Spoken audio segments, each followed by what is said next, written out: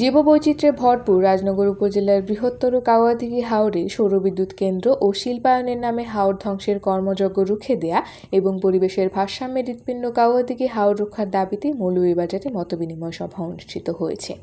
বুধবার বিকেলে মৌলভীবাজার পৌরসভা সম্মেলন কক্ষে কাওয়াদিঘি হাওর রক্ষা আন্দোলনের আয়োজনে এই মতবিনিময় সভা অনুষ্ঠিত হয়।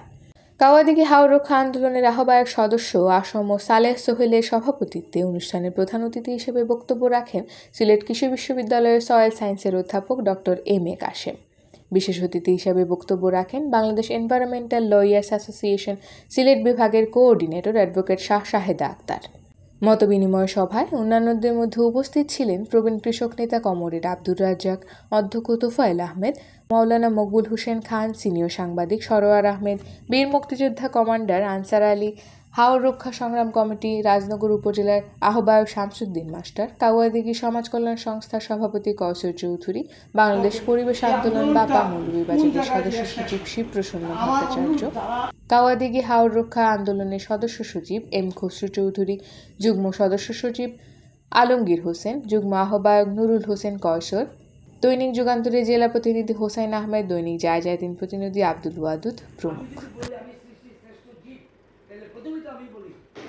একটি জিনিস আমরা প্রায়শই বলে থাকি যে এই অঞ্চলকে, সিলেটকে, মৌলভীবাজারকে আমরা বলি যে দুটি পাতা একটি এলাকা, এবং সুন্দর নান্দনিক ভূমি, যে পাহাড় আছে, সমতল ভূমি আছে এবং হাওর আছে।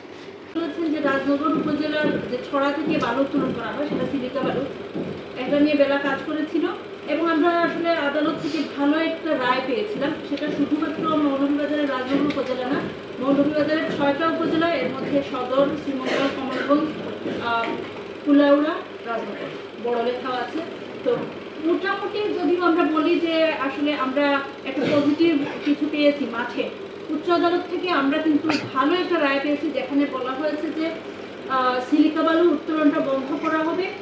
আমাদের ঘরের যারা মেহনতি লোক ছিল, কাজের লোক ছিল, এরা নৌকা দিয়ে এসে আমাদেরকে নিয়ে যেত। এই সময় অনেক ছেলে পেলেও স্রোতের গতিতে এই কাওয়াদিঘিতে প্রাণ হয়।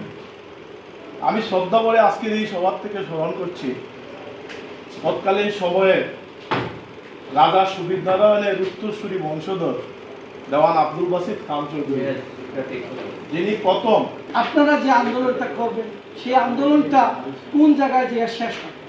আমার অনুরোধ, যারা এই কমিটিতে আছেন, আপনারা সবাই এই কমিটিতে আছেন, আপনারা একটা পিটিশন তৈরি করবেন যে আমরা এখানে পাহারাদার আছি, এখানে আমরা সৌর বিদ্যুৎ হতে দেব না, দেব না, দেব না। সভায় বক্তারা বলেন, কাওয়াদিঘি হাওরের রূপ পরিবর্তন করে শিল্পায়ন বা কোনো ধরনের উন্নয়নের নামে কর্মকাণ্ড হাওর ধ্বংসের গতিধারাকে ত্বরান্বিত করবে। প্রাকৃতিক এই জলাধার মাছে ভাতে বাঙালির শুধু খাবারের চাহিদাই মেটায় না, প্রকৃতি পরিবেশ রক্ষায় নিয়ামক হিসেবেও কাজ করে।